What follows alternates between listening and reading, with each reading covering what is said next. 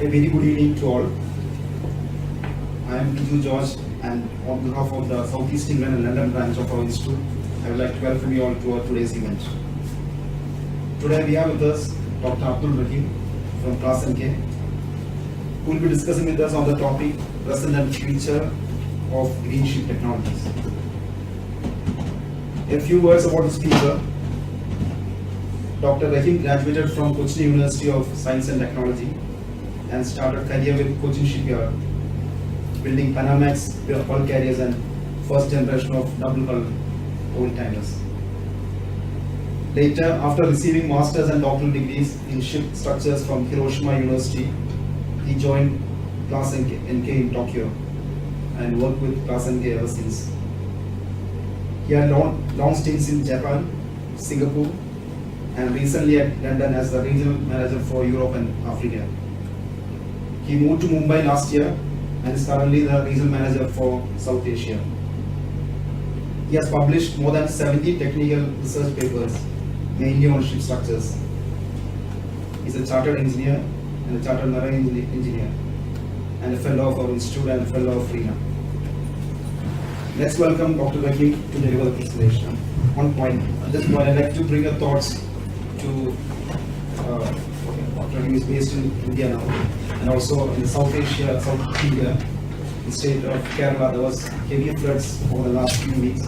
I am also from that part of the world, and maybe Dr. Rahim can give some briefing. Actually, there was a big participation of the fishermen over there who saved so many people.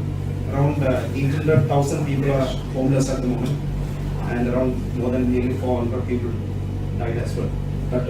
But most of the saving people were rescued by fishermen, and maybe Dr. Rahim also will give some points on that. Thanks.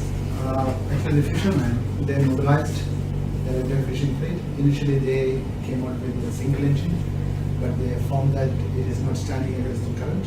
So they mobilized all the twin engine fishing boats, and a few hundred fishermen also came. They went to each and every part because some of the houses were submerged to the second story, so maybe about 6-7 meters. So they went all around and rescued a lot of people. So the fishermen and the boats. Yes. So I thought I would talk it because it's the Institute of Marine Engineers. So thank you, Vijay, for the introduction. I am Rahim. Currently I am based in Mumbai. Today I'll be talking about the present and future of GreenShip technology. In the present, I'll be concentrating mainly on a few national projects that we have been doing in Japan, and in the future, I'll be coming to mainly the development of a liquid hydrogen carrier. So coming to the National GHG Reduction Program, we started this program in 2009. The first phase was over in 2013, and our target was to reduce the greenhouse gas emission by 30%, that is the fuel consumption. And we have developed quite a number of technologies from these 22 R&D projects. Some of the notable ones are the new engines, advanced friction paint, hybrid turbocharger, air lubrication. I will explain it later. And the second part is now ongoing. It will come to an end by the end of this year. Here our aim is to reduce the greenhouse gas emissions by 50% compared to existing ships. And it is initiated by the Ministry of Land, Infrastructure and Transport of Japan, and 19 R&D projects are ongoing as part of this. So totally there's more than, as a whole, we are handling about more than 190 projects. And today I'll be concentrating on these 6 items, that is improvement of optimal hull form, reduction of hull friction, then improvement of propeller efficiency, improvement of engine efficiency, waste heat recovery, and utilization of renewable energy. First, let's go to this the propeller. This is the normal propeller. It had hub vortex. We have developed a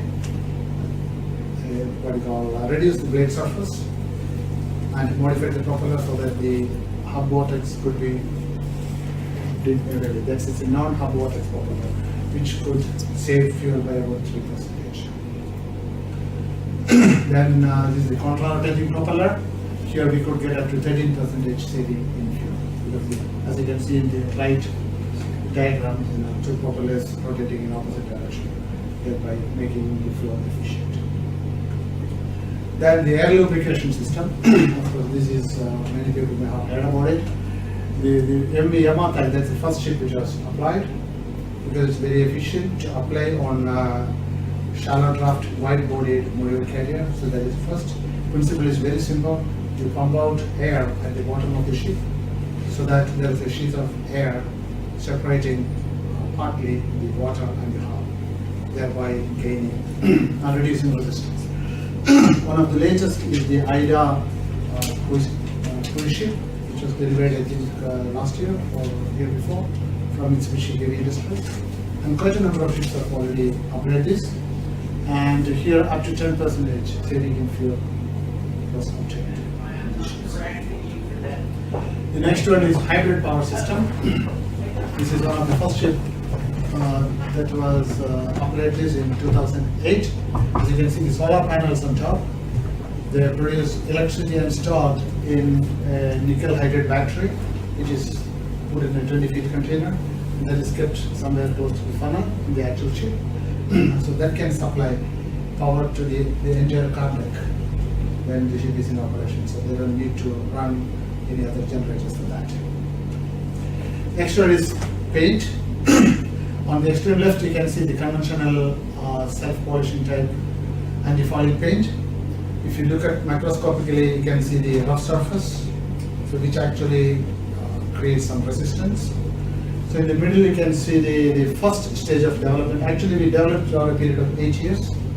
So the middle one is the first stage where we could put some water trap inside so that the water is getting trapped there, thereby reducing the effective roughness. And at the final stage, what we have done is we have smoothened the surface up to a certain extent and improved the water trap so that the painted surface will be extremely smooth. By reducing the roughness, we could save about 5% fuel, and improvement of water trap technology is 5%. So totally on a VLCC, we could save about 10% fuel. And we have already applied this over 700 vessels. And the technology is not great. We borrowed it from the tuna fish, which could dart in water very fast because it has hydrogel in its body. It makes it smooth. So we put hydrogel in the paint to keep the water trapped along the hollows, making it smooth. Then this is spray cheering plate. I just put this slide just to show that technology need not be complicated. It can be very simple. As you can see here, one small spray cheering plate is put. This is a car carrier. That structure costs about 8 tons. So you can just fit it there, and it could save 3% saving in fuel. Because as you can see here, it contains the spray tape waves, thereby reducing the ionic resistance by 18%, which translates into 3% fuel. Then, as part of one of the projects, we have created Japan's first hybrid propulsion system, combining main engine, auxiliary generator, and lithium batteries. So this is the schematics of that one. And this is the actual tugboat. It could save fuel consumption and CO2 emission by 20% compared to conventional tugboats. This has been in operation for more than now 3 years.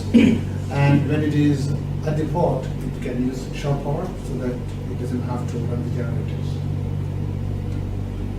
Then the fuel emulsion principle is very simple. You are putting water into the fuel, thus reducing the emission, mainly the NOx emission. As you can see here, for a medium and low speed engine, the normal reaction temperature is about 2400 K, as you can see here. And if that could be reduced to 2200, as you can see, the NOx could be reduced by more than 90%. This is what we have done. So we have, to reduce this reaction temperature, we have added water into the fuel in different combinations. This is a typical test case. As you can see here, the gas oil, the NOx is about 263 ppm. And if you put water on the last two columns at different ratios, you could reduce to less than even 76%. I mean, by 92, 93, 94%, you could suppress NOx. Especially the best ratio is found to be gas oil is to water 44 is to 56. And all these technologies have already been applied on ships. I will show you a typical example of a ship later.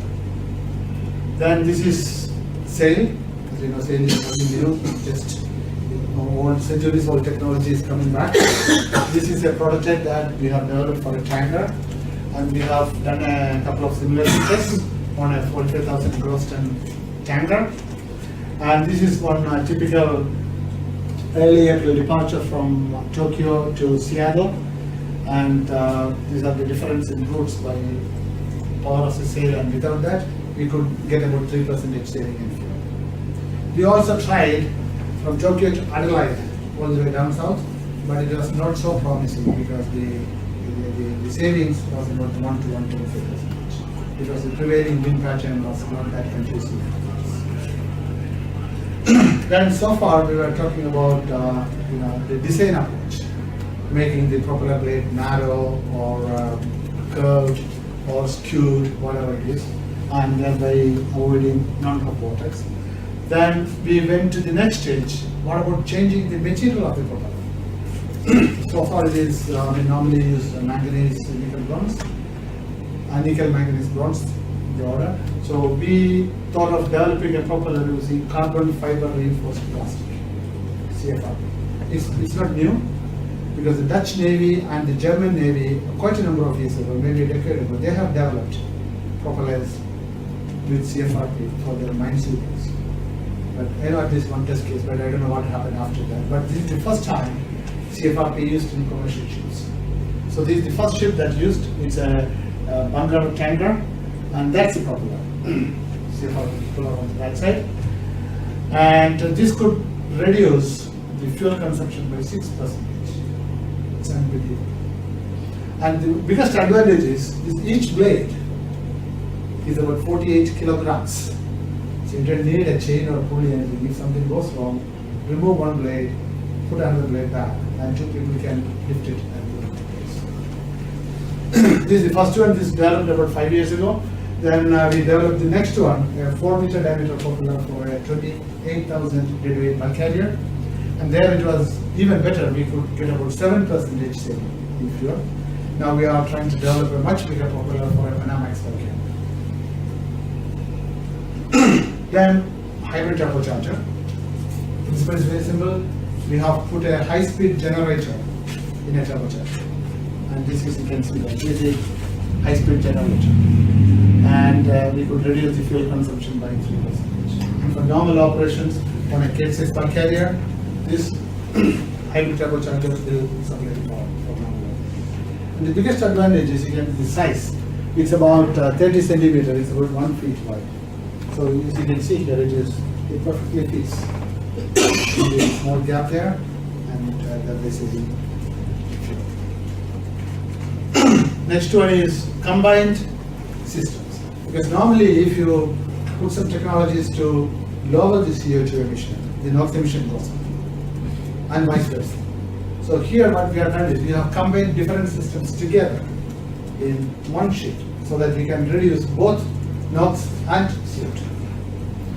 So, we have used the water emulsified fuel supply system that I was just mentioning before, and the turbocharger cutout system in order to reduce CO2 emission. And then we use the exhaust gas recirculation system to reduce the NOx emission, and we couple it together so that we could reduce both. This is applied to a series of car carriers. I will show the car carrier later. Then a typical example of exhaust gas recycling. Here, using the turbo-hydraulic system, we could reduce the fuel consumption by 4%, and the NOx reduction could be attained about 5 to 10%. It's very simple. On the turbocharger, we are putting a hydraulic unit, hydraulic pump. It actually supplies hydraulic oil into a hydraulic motor down there. So whatever extra power generated is fed back in straightly into the crankshaft, thereby saving fuel. So we could save about 4% just like this. Now I'm going to issue two concepts. One is the non-ballast water ship. So these days ballast water management system, everybody is interested. We developed this design about 5 years ago on VLCC. It could do away with ballast. Because why do you need ballast? To keep the propeller immersed on empty voyage. So rather than a flat bottom, we changed the bottom to a raked bottom so that we could get enough propeller immersion. And of course the cost is slightly high. So there were no takers, so we just currently sitting on the design. And then we developed the minimal ballast water ship. As you can see here, the non-ballast water ship, it is too steep. So the operations, cargo operations, they are a little difficult. So we put this minimal ballast water ship. As you can see the red line, so which is much more operation friendly. And here we are reducing the ballast volume by 75% of a normal ship. So you can put a small ballast water treatment system. These are a couple of designs that I'm going to show you. This is one is the 30,000 TEU container ship came out of JMU. They could reduce 30% GHG and fuel by using combining several technologies.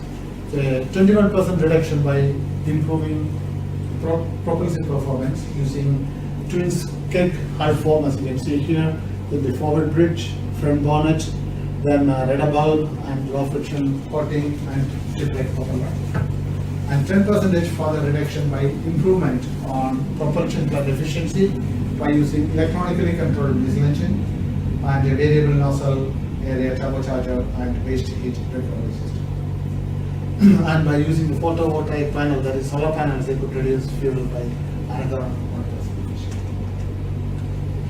This is another 14,000 TEU container ship from Mitsubishi. Here they could reduce the overall CO2 emission by 35%. So 10% by using the air lubrication system, that is pumping water out the air bubbles at the bottom of the ship. Then another 24% by the hull form, so for example, twin engine, twin shaft propeller system. And the final 5% by propulsion plant, that is electronically controlled main engine and heat recovery system. Then this is one of the first designs that came out in 2014 by incorporating many of the technologies. For the conventional cases per carrier has been modified to a G series, which could save fuel by 20%. That's about 10 tons per day could be saved. And some of the technologies used is lead bow, as you can see here at the bottom right. It's a flat bow, and then a super stream duct, as you can see on top right, and surf bulb, and some other technologies.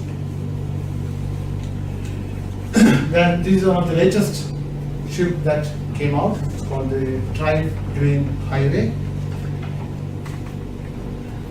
It's a part of the Drive Green project initiated by Kawasaki Heavy Industries, and the first ship was delivered in 2016, and a series of 7 ships are planned. I think 4 ships are already delivered. And the first ship, after delivery, 2 cars from Japan, they came all the way to Southampton port to deliver.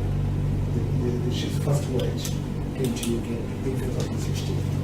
And here we are using the exhaust gas recirculation, water emulsion and turbocharger cutout, and the low friction paint, lower wind resistance by using the bond structure, solar power, SOx cover, bulb fin. So in effect we could reduce the CO2 emission by 25%, NOx by 50%, and SOx by 90%. Next one, I'll show you a short video on this one before moving to the next one. This video is a little old, maybe more than 2 years old, but it shows what are the technologies that are going on the ship.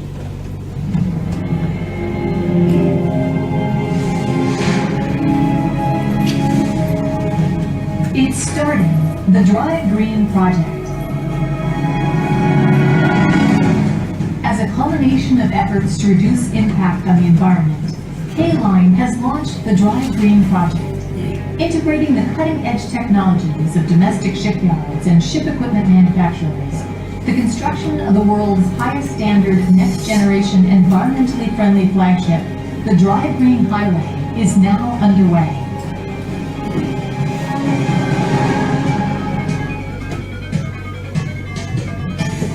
As a result of simulations to strike a balance between the reduction of environmental impact through lower fuel consumption and the improvement of cargo carrying capacity, the Drive Green Highway has been designed to be a post-Panamax ship with a length of about 200 meters and a width of 37.5 meters. It has a carrying capacity of 7,500 passenger cars.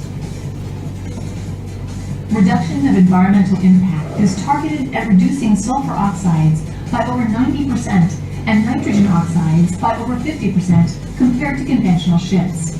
Moreover, along with achieving these aims, we are working for the reduction of carbon dioxide emissions by over 25% by improving fuel efficiency through various energy-saving technologies. These environmental measures will be compliant with the air pollutant emission regulations planned by the IMO, or International Maritime Organization, before they enter into force. The engine on board will significantly reduce nitrogen oxides by combining a water-emulsified fuel system that adds water to fuel and an exhaust gas recirculation unit that reuses some of the exhaust gas. In addition, through a device that automatically controls the efficient operation of the turbocharger to match the engine output, it becomes possible to comprehensively reduce nitrogen oxide and carbon dioxide emissions. The exhaust gas outlet is mounted with a unit to wash the sulfur oxides out of exhaust gases, called a scrubber. The scrubber takes advantage of the fact that sulfur oxides easily dissolve in water and removes the sulfur oxides in the exhaust gas using seawater or fresh water. Through this unit, the ship is able to comply with the sulfur oxide regulations of the IMO, and cost efficiency is also enhanced. Renewable energy is used as well. Over 900 solar panels line the top deck. The amount of power that can be generated makes this one of the world's largest solar power systems for ships.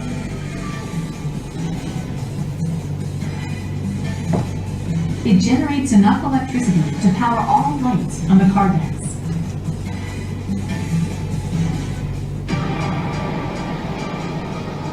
The ship also has many other kinds of equipment to reduce environmental impact and save energy.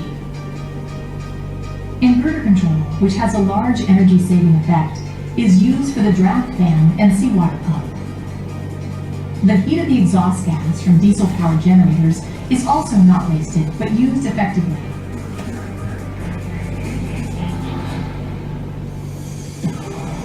Low-friction paint is used on the bottom of the ship to reduce friction drag.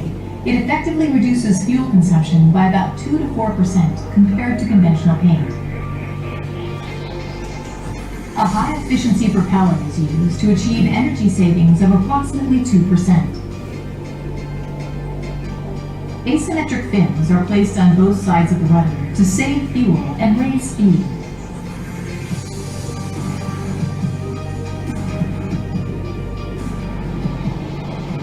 The streamlined stylic design cuts wind resistance by about 20%. By introducing an optimal voyage support system to achieve low fuel consumption and optimal operations, carbon dioxide emissions can be reduced by about 3 to 5%. Together, these effects can achieve a reduction in carbon dioxide emissions of over 25%. Additionally, the large size of the ship will make it even more possible to meet diverse needs for transportation. Not only would it be able to transport passenger cars, but also roll-on, roll-off cargo, heavy construction machinery, and railway cars, among others. The world's first next-generation environmentally friendly flagship that integrates cutting-edge technologies, the Drive Green Highway, With the capacity to carry 7,500 cars, this ship will be launched in spring 2016. To achieve K-Line's Environmental Vision 2050, we will continue to take on advanced challenges and support the world's logistics infrastructure through transportation services that excel in energy efficiency.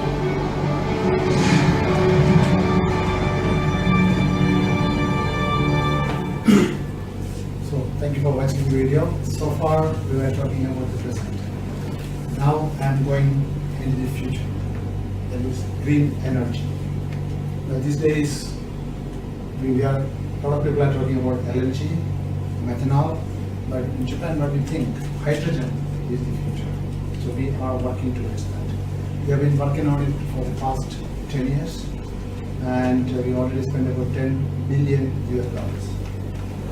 on developing the hydrogen as an energy project. As you can see here, this is the chart part we are envisaging. As you can see here, currently we are using fuel oil. Of course, it produces GHG gases. At the first stage, we can use LNG, but LNG still it emits CO2, so we cannot completely cut it off.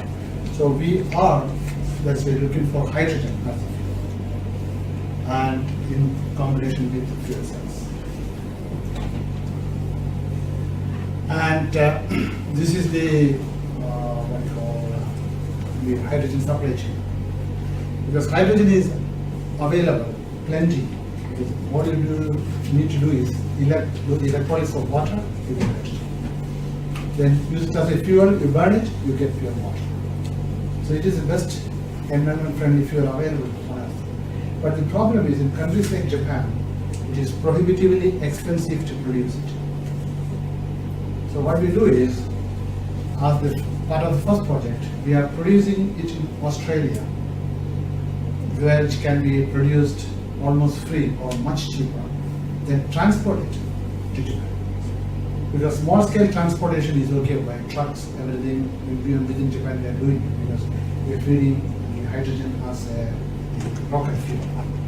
But on an industrial scale, we need to transport this hydrogen, liquid hydrogen from Australia to Japan. And mind you, its temperature is minus 253 degrees centigrade. It's very close to absolute zero. So that is what we are trying. And the sources currently we are envisaging is brown coal. Second one is lignite, because lignite, if it is dry, it ignites by itself. So it is normally available plenty around the mine, so you have to use it there. So you can use it to produce hydrogen. Then wind, wind turbines, when they are working in full swing, and when they are feeding to the grid, perfect.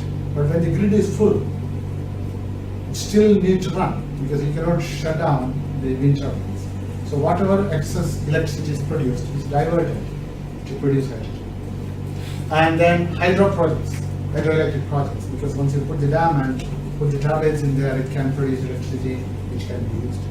And solar panels, especially all the countries around the tropics, Africa, India, and here we are using Australia and Queensland, because Queensland has 300 days of sunshine every year. So it's almost free hydrogen we're getting. Then storage and distribution. In Japan we have the spherical double hull storage tanks of 540 cubic meter capacity, and the design pressure is about 0.686 megapascal. And of course the design temperature is minus 253 degrees. And of course transportation, small scale transportation is okay because we are using it for transporting fuel to the rockets. Biggest advantage is the liquid hydrogen. Once you put in the gas form, it can straight away be used because no need of cleaning or no need of doing anything. And another advantage is the liquid hydrogen is to hydrogen gas. The ratio is 1:800 by volume, so it is much more efficient to transport it in a liquid form. So, how to transport the liquid hydrogen from Australia to Japan? Because currently there is no code exists based on which we can build a ship. So, no codes, no well shift, so we are making it based on risk analysis, hazard and other kinds of studies. So far we have carried out our 2 main studies and some other peripheral studies as well. And in 2016, CO2-free hydrogen energy supply chain technology research association called HYSTRA was formed in Japan. Now it is spearheading this research into this. And we have another project called FEED. It's a front-end engineering design project. And our partners are Shell Japan, then Kawasaki, Japan Marine Science, National Maritime Research Institute, and ClassNK. So we are now working on this project of designing and constructing first liquid hydrogen can. Here, now the problem is, as I told you, the temperature minus 253 degrees centigrade. How do we handle it? But we have good experience for decades in transporting LNG, which is minus 162 degrees down there. So if we can reduce the risk of transporting liquid hydrogen to the level of transporting liquid LNG, then we can transport it. So that is what we are trying to do. So we are using part of IGC code, then we have internal recommendations developed at IMO. Based on this, we are going ahead with the design. And the initial one is a 2,500 cubic meter hydrogen carrier. That's the pilot project. And these are a comparison between hydrogen and methane. Hydrogen boiling point is 20, whereas methane is 111. And the liquid density, it is very light. It's only about 70 kilograms per cubic meter compared to methane, which is almost 6 times that 422. And we have carried out a series of studies. These are the 2 studies I want to show you today. One is about the vacuum loss, the other one is hydrogen leakage. We'll come to that one by one. The first one is vacuum loss. What happens if you lose the vacuum while transporting it? So the container can crack or there can be outgas. So as a preventive safeguard, we are doing the type C design and we are doing the leak test and vacuum deterioration control, baking, so on and so forth. And what happens if something happens, the consequences is the hull can be broken or it can be overpressure. So we are taking mitigative safeguards such as external insulation panel, then safety relief valve, so on and so forth on that. And the next one is hydrogen leakage from pipes. Now if they are leaking, minus 253 degrees is coming into contact with steel or whatever it is. You can imagine it will be completely brittle. So the threat is permeability, embrittlement and thermal contraction. So preventive safeguards is shown there. Double hull, double wall, double shut, leak test, well joined. When we are using the material, optimistic ACS, so that it has got much better properties. And to mitigative safeguards include UV flame detector, fire extinguishing system, gas detector, so on and so forth, to prevent fire and explosion. And so we have carried out quite a number of, as I told you, we have been working on it for the past 10 years. And I'll show you one typical example of hydrogen leak, liquid hydrogen leak. So what we are doing is we are exposing liquid hydrogen to different media, the steel, earth, concrete. This is a test of concrete and its emulsion. And then we carried out what happens if a leak occurs and how quickly it diffuses. So on the left side is the actual test and the right side is the CFRP model. So this is one the hydrogen leak test. And so we carried out quite a series of tests and identified 89 hazards that are likely to happen. And the 10 on the red zone, they're the most critical. So if something happens, that will be catastrophic. So we are taking mitigative measures to avoid such things. And based on that, we are developing these. Now coming to rule development, you have the IGC code. IGC code, now LNG is covered by IGC code in chapter 19, whereas hydrogen is not. But there's a clause in Chapter 1 says if the administration and the port administrations involved in such carriage shall establish a tripartite agreement based on a provisional assessment and lay down preliminary suitable conditions of carriage based on the principle of the code, then we can go ahead with it. So this route we are using for the road development. So in MSc 94 in 2014, the approval to develop interim recommendations for carriage of liquefied hydrogen in bulk was approved. Then in 2015, draft interim recommendations was proposed by Australia and Japan, and a correspondence group was formed. Members include a few countries, including UK, then some of the industry associations like ICS, IAX, Occupy and Singapore. And the draft interim recommendation was endorsed in 2016, and later in MSc 97 in November, IMO adopted the resolution MSc 42097. That's the interim recommendation for carriage of liquid hydrogen in bulk. And then last year, January, Japan and Australia agreed on a tripartite agreement based on producing and transporting liquid hydrogen from Australia to Japan. So this is the containment system which ClassNK has granted approval in principle in December 2013, and the design temperature is minus 253 degrees centigrade, developed by Kawasaki Heavy Industries. As I mentioned, the first project will be for transporting liquid hydrogen from Australia to Japan, and we are working with Japanese government, Australian government, and other interested parties in taking it forward. This is a cargo tank, 1,250 cubic meter in the two tanks. It's the IMO Type C tank, and Austin stainless steel is used for the construction. And as I mentioned, IMO has approved the interim recommendations, and there are 29 special requirements. One typical example is this one, item number 6, hydrogen emulsion. That is what happens if there's hydrogen leakage. So the special requirement for that is at places where contact with hydrogen is anticipated, suitable material should be used to prevent any deterioration owing to hydrogen emulsion as necessary. This one is condition.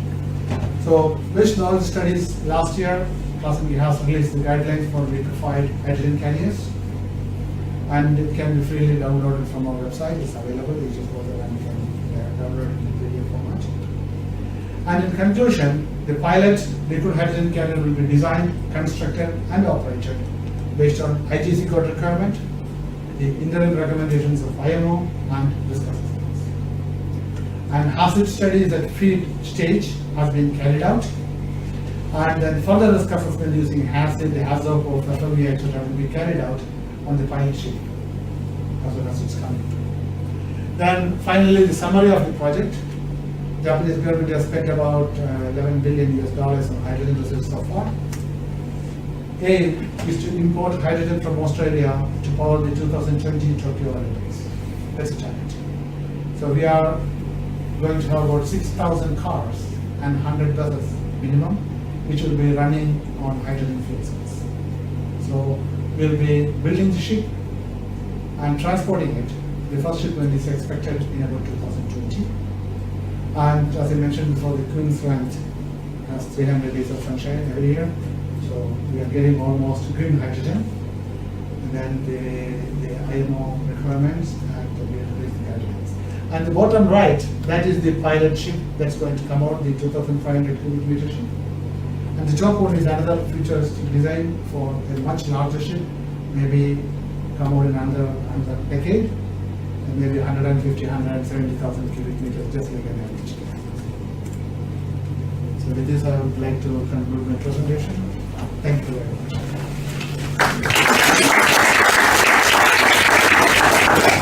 Questions, please? Questions from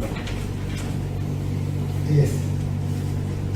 That bubble system, have you had a look as to whether it also helps with antifouling? So far, we haven't, because the first ship was delivered about 4 years ago, and so far there is no problem. But we don't know down the line after first special or second special. After 5-10 years, we don't know it. But so far, it is okay. It is not affecting. So it could actually also serve as an antifoul. Yes, perhaps. Any more questions? When you say there's going to be 600 cars or 100 buses, is that for one shipment? How long will it last? Will it last one ship through the whole Olympics, or No. It will be transporting up and down. so how long is it? How long will one ship power the Olympics? I don't know. Olympics is in 2020, so we are trying to deliver the ship at the beginning of 2020. Maybe it will be, I don't know, maybe 10 days, one voyage. So maybe 3, 4, 5 trips. And that should be sufficient. That's why they limit the target of 6,000 cars and 100 buses. So they have a target and they have to meet the target. And normally Japanese don't fall back on their targets. They are sure to maintain it and deliver it. Yes. For that hydrogen transporter, can you tell us what kind of engine it uses? Does it burn hydrogen as well? No, to be frank, I don't know. That particular thing is being finalized. Okay. So perhaps it will be using dual fuel. Do you feel Yeah. so it's using more existing technologies? Yes. More based on existing technology. But hydrogen cells for ships, I don't think it is. It is still Not very very existing. Maybe on a small scale, perhaps. How about the other question is you developed some great technologies here. Can you use that for existing ships that can be like upgraded into the technology? Yes, many of the technologies. Can be transferred. Of course, many of the technologies can be applied to existing ships as well. But only thing is that the cost efficiency may not be high.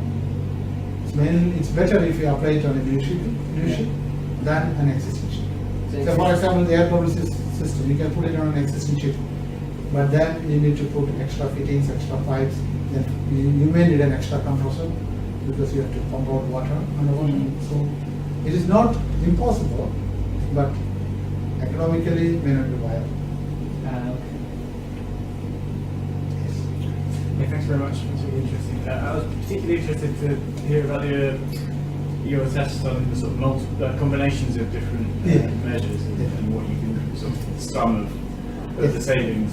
Because as far as I'm aware, there's different relationships between all your different measures, right? And Yeah.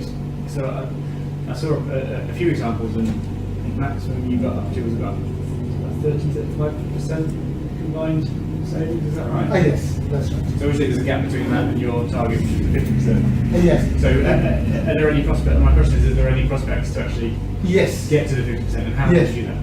Because the first series of examples that I have shown here, they were actually using the technology based on the previous stage 1. Stage 2, it is still, the projects are still ongoing. The technologies are still being developed. It will come to an end by the end of 2018. So based on that, we can still achieve 50%. So they're yet to come. And how do you think you can do that most Most cost effectively or sort of best yeah, technologies? perhaps hardware and then software as well. Because many times if you put in a good voyage control system, you can save. So it's a combination of mainly hardware and software. So maybe in another 1 or 2 years, ships will come out with 50%.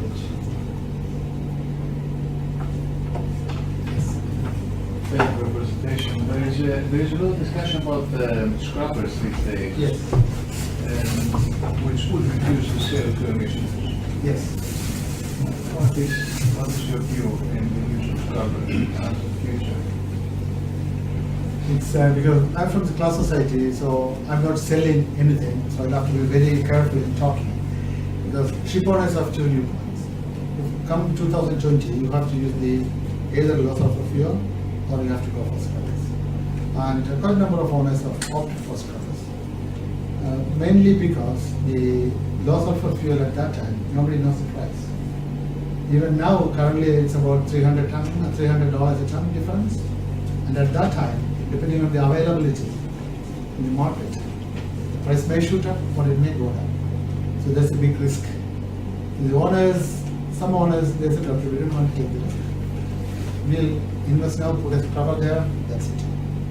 But they may also suffer because down the line, the normal heavy fuel may not be easily available. So its price can also go up. So it's all, it's a what do you call, nobody knows. I hope I asked you. But for these ships, they have gone for scrubbers, SOx scrubbers, and the car carriers. And quite a number of ships coming out of Japanese shipyards also use scrubbers.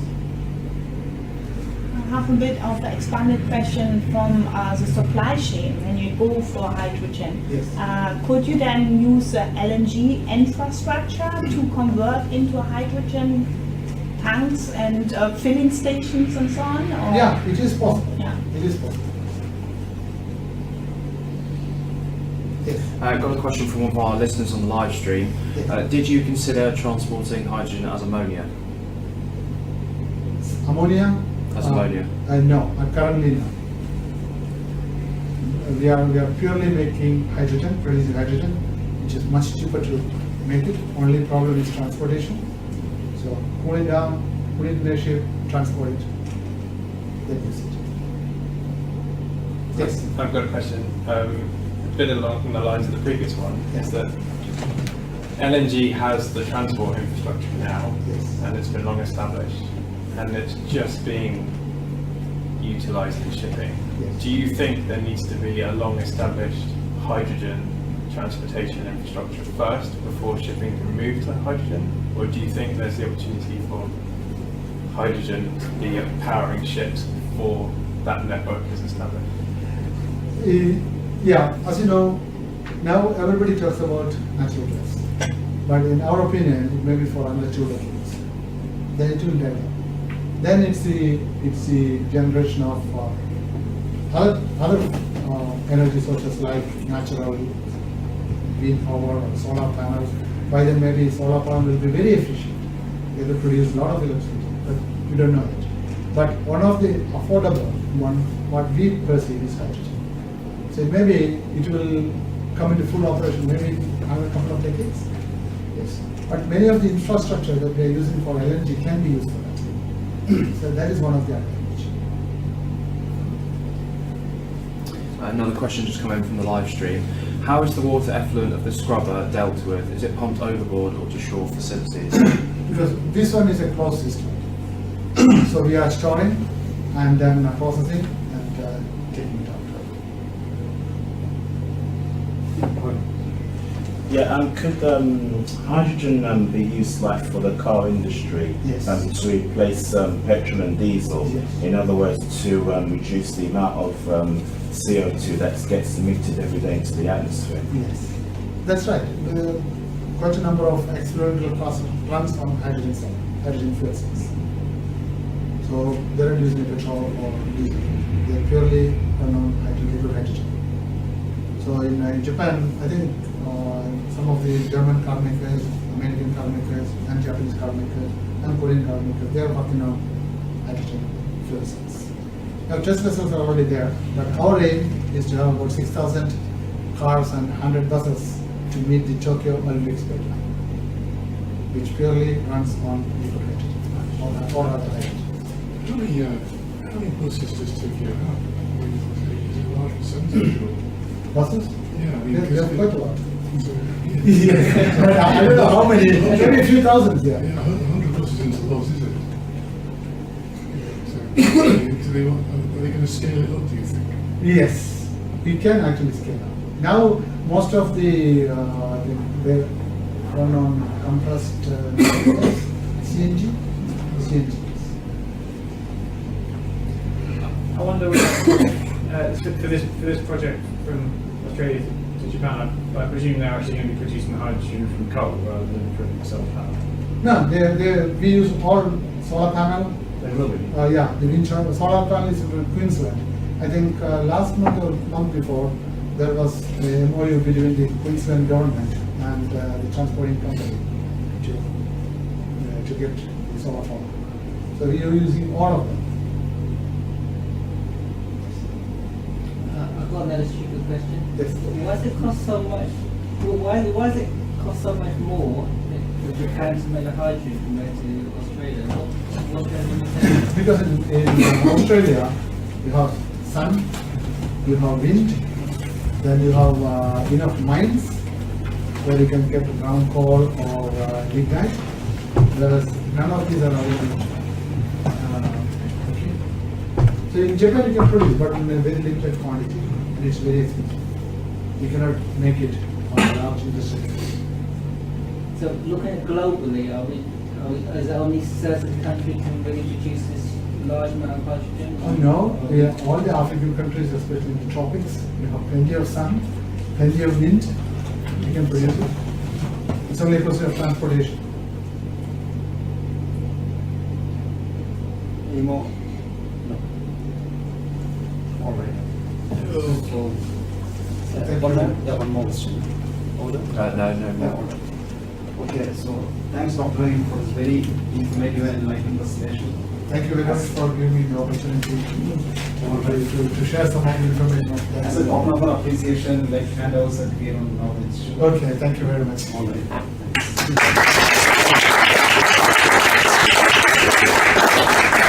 And a big thank you to everyone present here and all watching online for your participation and making this evening a memorable one. Thank you.